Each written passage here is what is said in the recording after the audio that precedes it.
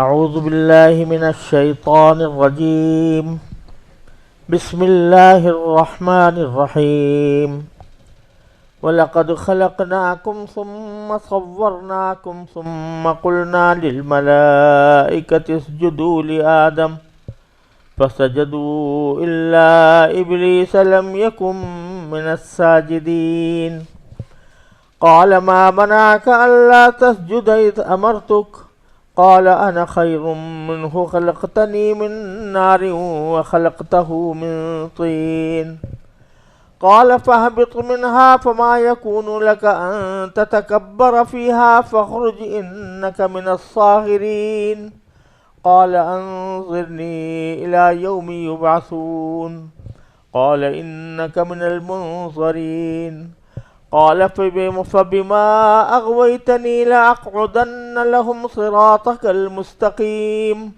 ثم لآتينهم من بين أيديهم ومن خلفهم وعن أيمانهم وعن شمائلهم ولا تجد أكثرهم شاكرين قال اخرج منها مذءوما مدحورا لمن تبعك منهم لأملأن جہنم منكم اجمعین۔ ان آیتوں کا ترجمہ یہ ہے کہ باری تعالیٰ فرماتے ہیں اور ہم نے تمہیں پیدا کیا، پھر تمہاری صورت بنائی، پھر فرشتوں سے کہا کہ آدم کو سجدہ کرو، چنانچہ سب نے سجدہ کیا سوائے ابلیس کے، وہ سجدہ کرنے والوں میں شامل نہ ہوا۔ اللہ نے کہا جب میں نے تجھے حکم دے دیا تھا تو تجھے سجدہ کرنے سے کس چیز نے روکا؟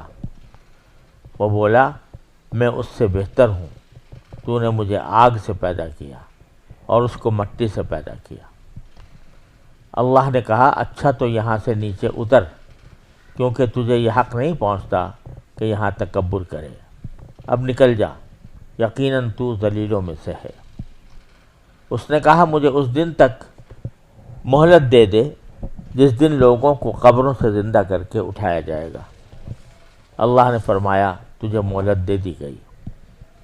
کہنے لگا اب چونکہ تو نے مجھے گمراہ کیا ہے اس لیے میں بھی قسم کھاتا ہوں کہ ان انسانوں کی گھات لگا کر تیرے سیدھے راستے پر بیٹھ رہوں گا، پھر میں ان پر چاروں طرف سے حملے کروں گا، ان کے سامنے سے بھی، ان کے پیچھے سے بھی، ان کے دائیں طرف سے بھی اور ان کے بائیں طرف سے بھی، اور تو ان میں سے اکثر لوگوں کو شکر گزار نہیں پائے گا۔ اللہ نے کہا نکل جا یہاں سے ذلیل اور مردود ہو کر، ان میں سے جو تیرے پیچھے چلے گا وہ بھی تیرا ساتھی ہوگا اور میں تم سب سے جہنم کو بھر دوں گا۔ ان آیات کریمہ میں اللہ تبارک و تعالی نے حضرت آدم علیہ السلام کی تخلیق اور پھر ملائکہ سے ان کو سجدہ کرانے اور پھر شیطان کے سجدہ نہ کرنے کا واقعہ قدر تفصیل کے ساتھ بیان فرمایا ہے۔ اس واقعے کے بیشتر اجزاء پہلے سورہ بقرہ میں گزر چکے ہیں اور ان سے متعلق جو سوالات یا جوابات ہیں یا جو مسائل ہیں ان پر وہاں تفصیل کے ساتھ الحمدللہ گفتگو کی جا چکی ہے، اس کو یہاں دہرانے کی ضرورت نہیں۔ البتہ ان آیات میں کچھ نئی چیزیں ہیں، نئی باتیں ہیں جو سورہ بقرہ میں نہیں تھیں، اور کچھ نئی تعبیرات ہیں تو ان کو سمجھنے کی ضرورت ہے، ان سے بھی بعض اہم سبق حاصل ہوتے ہیں۔ پہلی بات تو یہ ہے کہ بات یہاں سے شروع کی اللہ تعالیٰ نے کہ ابھی اس سے پہلے جو آیت گزری ہے اس میں اللہ تعالیٰ نے فرمایا تھا کہ ہم نے تمہیں زمین کے اندر تمہیں زمین پر رہنے کی جگہ دی، لَقَدْ مَكَّنَّاكُمْ فِي الْأَرْضِ، اور وَجَعَلْنَا لَكُمْ فِيهَا مَعَائِشَ، اور تمہارے لیے زمین میں سامان زندگی پیدا کیا۔ تو اسی کی ابتدا کس طرح ہوئی تھی کہ انسانوں کو زمین میں جگہ دینے کی ابتدا کیسے ہوئی تھی، اس کا واقعہ یہ شروع کیا گیا ہے. تو اس میں الفاظ جو ہیں شروع میں وَلَقَدْ خَلَقْنَاكُمْ ثُمَّ صَوَّرْنَاكُمْ، اس میں خطاب ہو رہا ہے ان لوگوں کو جو کہ قرآن کے مخاطب ہیں، یعنی قریش مثلا، یا جو جن کو بھی براہ راست خطاب کیا جا رہا ہے. لقد مکناکم پیچھے آیا تھا، اب یہاں پر بھی. تو بظاہر یہ لگ رہا ہے کہ ہم نے تم سب کو پیدا کر دیا اور تم سب کی صورت گری کر دی. پھر ہم نے ملائکہ سے کہا، تو بظاہر عبارت کے لفظی معنی کے لحاظ سے ایسا لگتا ہے، لیکن مراد کیا ہے؟ مراد یہ نہیں ہے، بلکہ جو مخاطب ہیں ان کے جد امجد حضرت آدم علیہ السلام کی تخلیق مراد ہے. لقد خلقناکم یعنی لقد خلقنا اباکم او جدکم، کہ ہم نے تمہارے جو دادا تھے اور جن سے تمہاری نسل چلی ہے تو ان کو پیدا کیا. اور یہ تعبیر اس طرح اس لیے اختیار بظاہر کی گئی ہے کہ گویا جب حضرت آدم علیہ السلام کو پیدا کیا تو ان کے ساتھ بالقوہ سارے ان کی اولاد کو بھی پیدا کر دیا، کیونکہ وہی در حقیقت منبع تھے اس اولاد کے وجود میں آنے کا. اس لیے یہ خطاب کا انداز یہ اختیار کیا گیا ہے. ایک بات تو یہ ہے.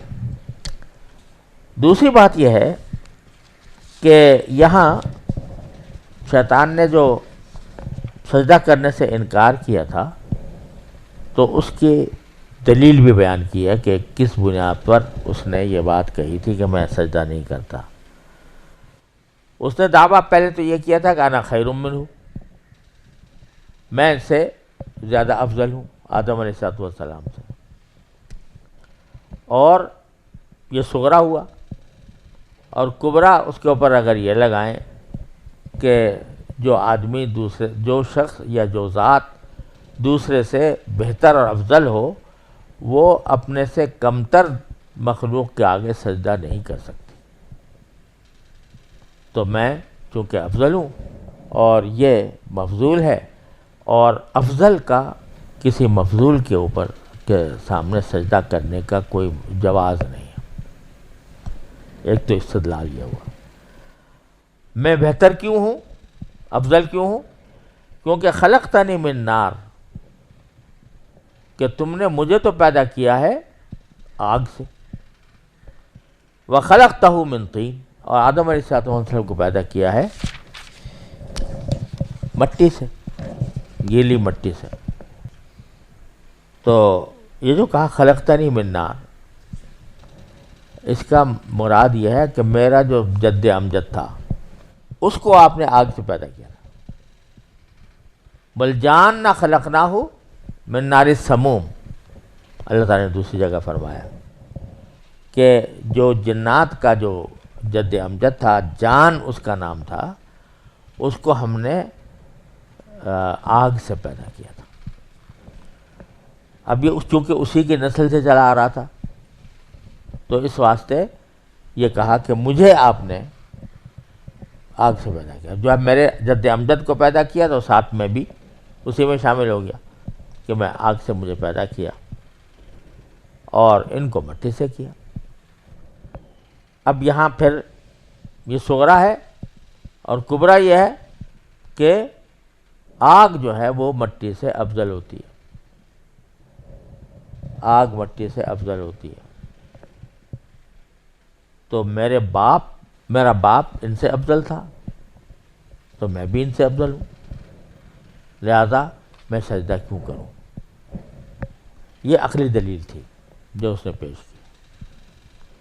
اگرچہ یہ عقلی دلیل ویسی ہے جیسے کہ فلسفے میں ہر آدمی اپنے نظریے کی جو دلیل پیش کرتا ہے بظاہر دیکھنے میں بڑی خوشنما لگتی ہے، مگر اندر سے جب ٹٹولو تو اس کے اندر پھر کوئی نہ کوئی خامی نظر آتی ہے تو آدمی اس کے چھوڑ کے دوسری طرف چلا جاتا ہے.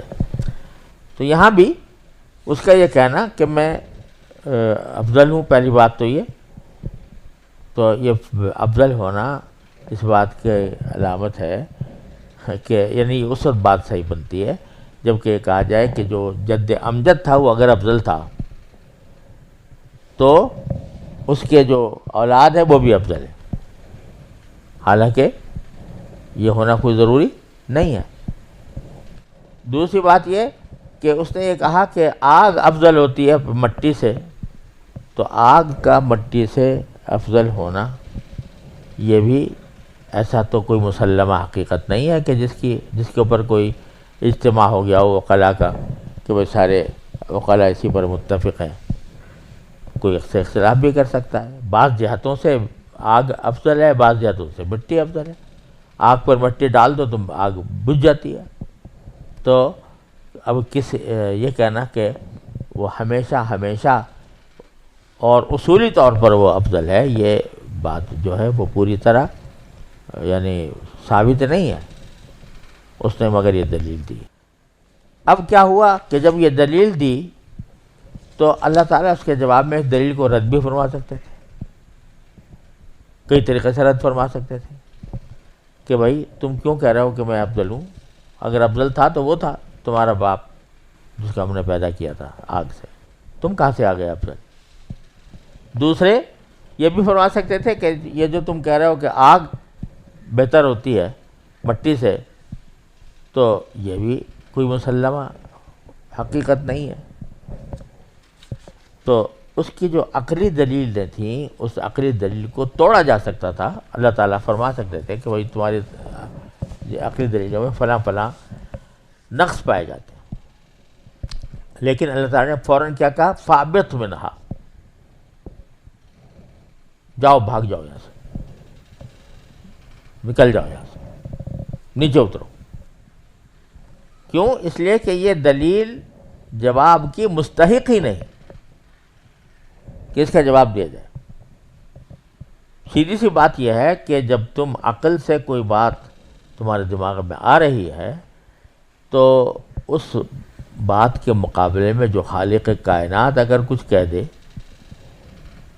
کوئی حکم دے دے، چاہے تمہاری سمجھ میں آ نہیں رہا ہو، لیکن بحیثیت بندے کے تمہارا کام یہ نہیں ہے کہ عقلی گھوڑے دوڑاؤ اور عقلی گھوڑی دوڑا کر عقل میں کوئی بات آئے تو تسلیم کرو، عقل میں نہ آئے تو تسلیم نہ کرو۔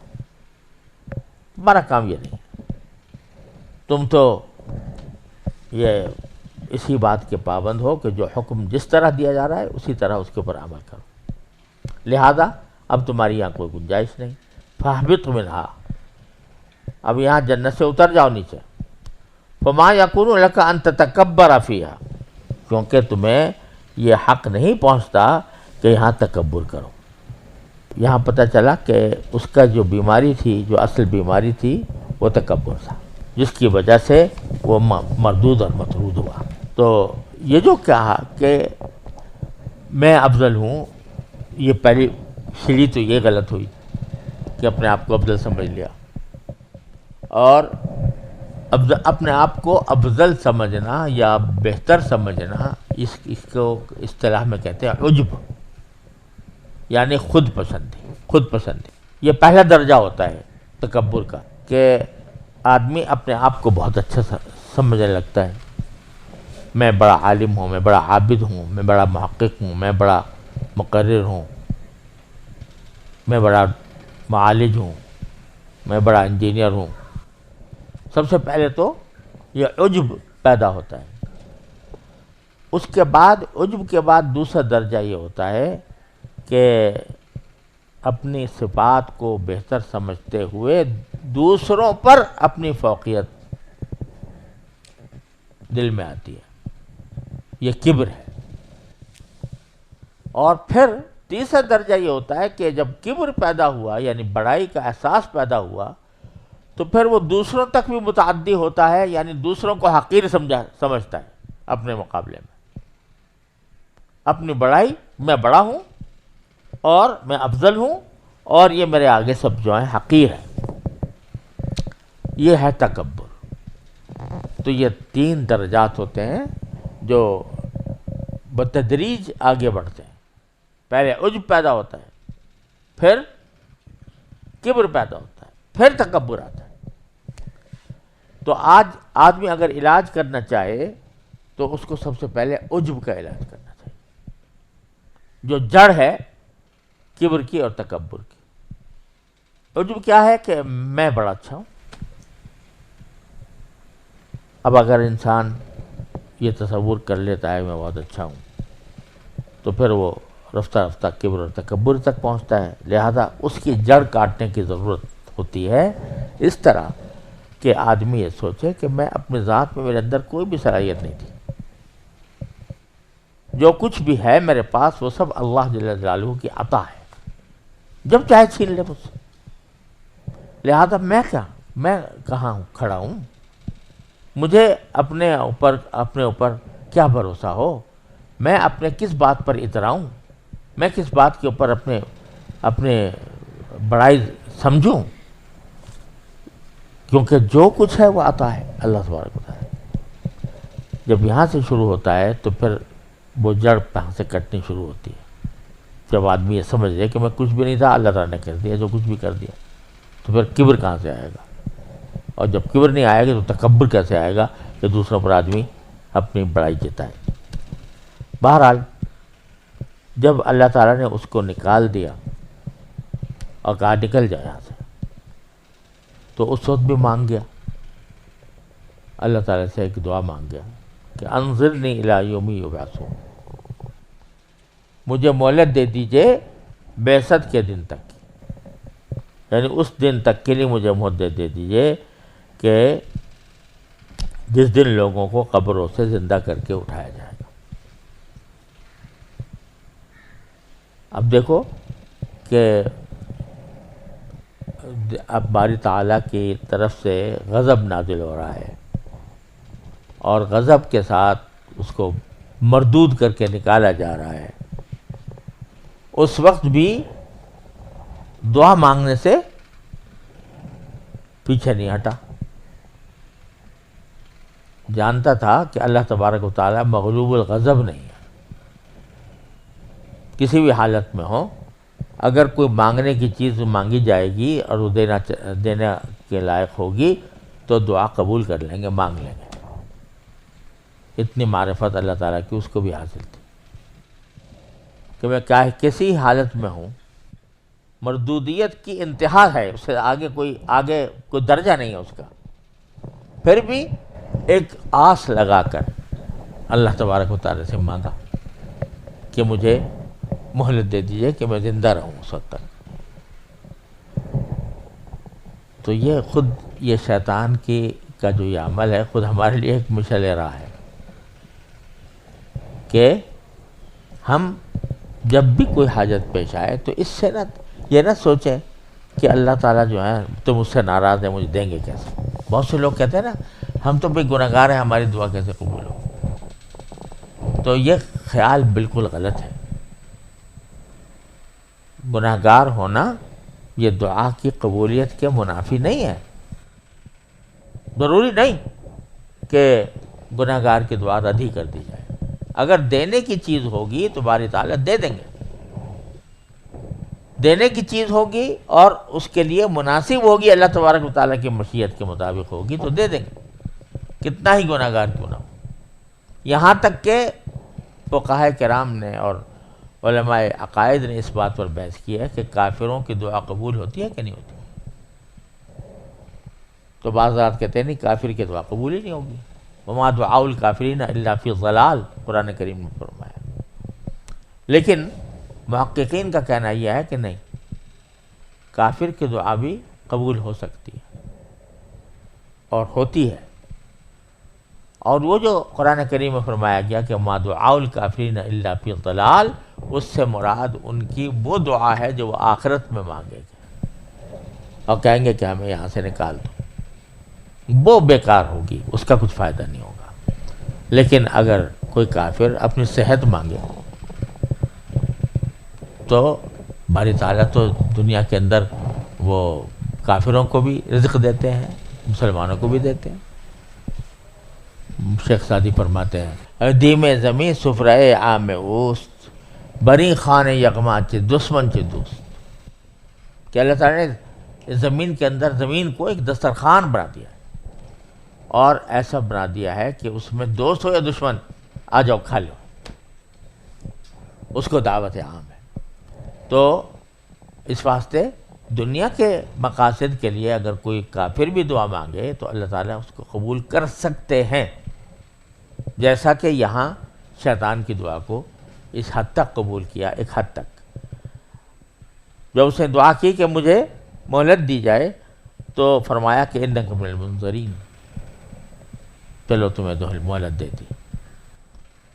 کب تک دے دی اس کا یہاں پر ذکر نہیں ہے۔ اس نے تو مانگا یہ تھا کہ جب مردے اٹھائے جائیں، جب تک یعنی حشر کا وقت آ جائے، مردے جب اٹھیں اس وقت تک میں زندہ رہوں،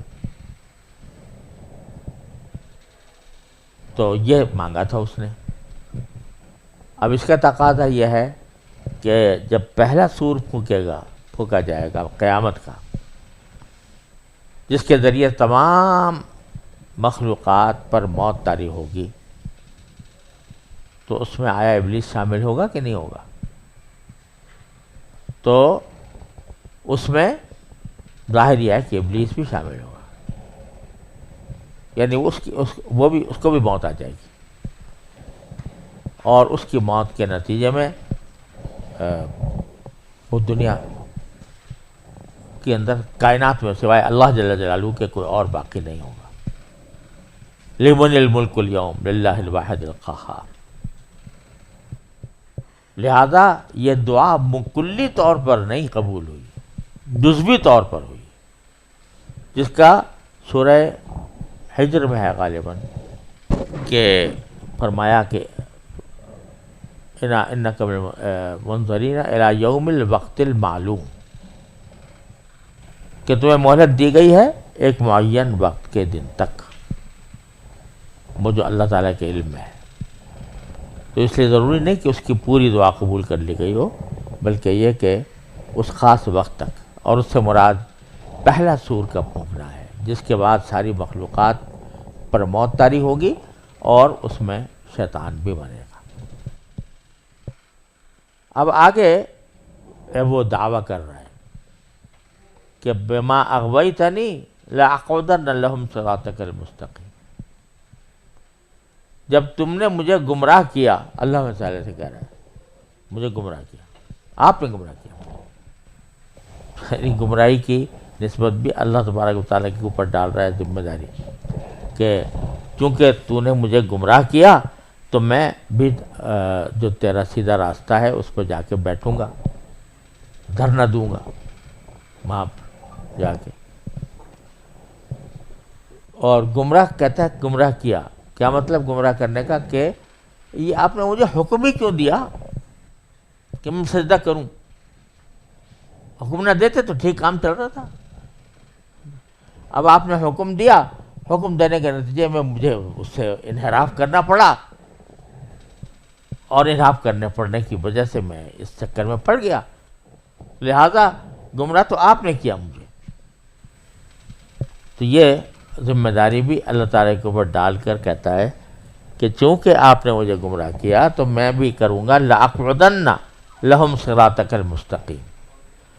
تو ان انسانوں کو بہکانے کے لیے میں آپ کے سیدھے راستے پر بیٹھوں گا، یعنی جو اس سیدھے راستے پر جا رہا ہوگا تو اس کو کسی نہ کسی طرح اس کو ادھر ادھر کرنے کی کوشش کروں گا۔ اور پھر کیا ہوگا؟ ثم لآتینہم من بین ایدیہم ومن خلفہم، اور میں ان کے پاس آؤں گا، لفظی معنی یہ کہ ان پر حملے کروں گا۔ کہاں سے کروں گا؟ من بین ایدیہم، ان کے سامنے کی طرف سے کروں گا، ومن خلفہم، پیچھے کی طرف سے کروں گا، وعن ایمانہم، دائیں طرف سے کروں گا، وعن شمائلہم، بائیں طرف سے کروں گا، یعنی چاروں طرف سے حملے کروں گا، بتلانا یہ مقصود ہے۔ اب بعض حضرات نے اس میں کچھ تشقیق بھی کی ہے کہ سامنے سے حملہ کس قسم کا ہوتا ہے اور پیچھے سے حملہ کس قسم کا ہوتا ہے، دائیں سے کیسا اور بائیں سے کیسا. لیکن حقیقت یہ ہے کہ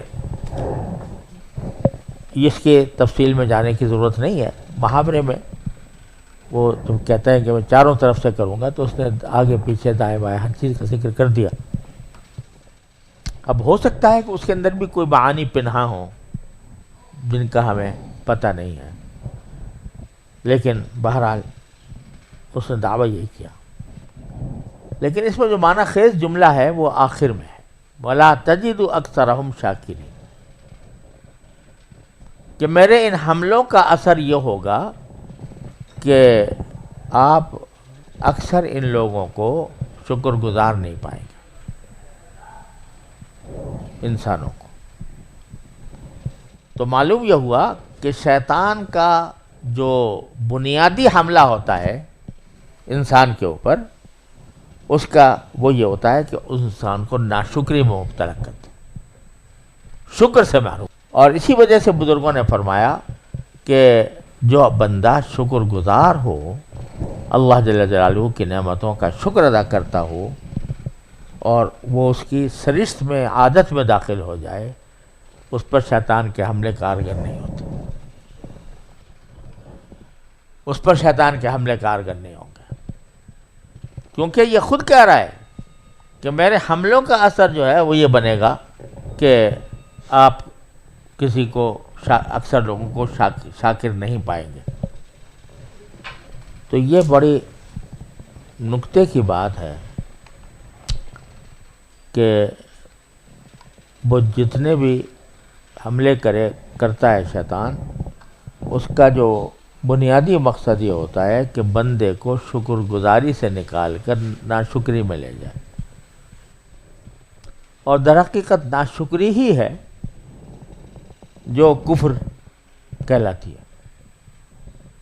کفر کے عربی میں لفظی معنی ناشکری کا ہے، کفران نعمت کہتے ہیں نا، کفران نعمت، یعنی نعمت کا شکر ادا کرنے کے بجائے اس کی ناشکری کرے انسان. تو کفر اصل میں ناشکری ہے، لفظی معنی اس کے ناشکری ہے.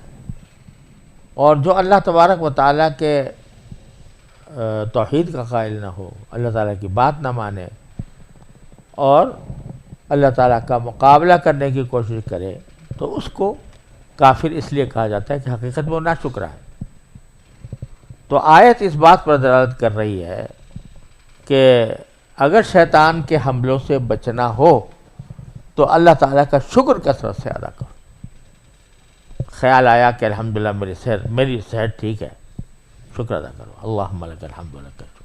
خیال آیا کہ میری بینائی صحیح کام کر رہی ہے، اللہم لک الحمد لک الشکر. خیال آیا کہ میرے گھر میں سب لوگ خیر عافیت سے ہیں، اللہم لک الحمد لک الشکر.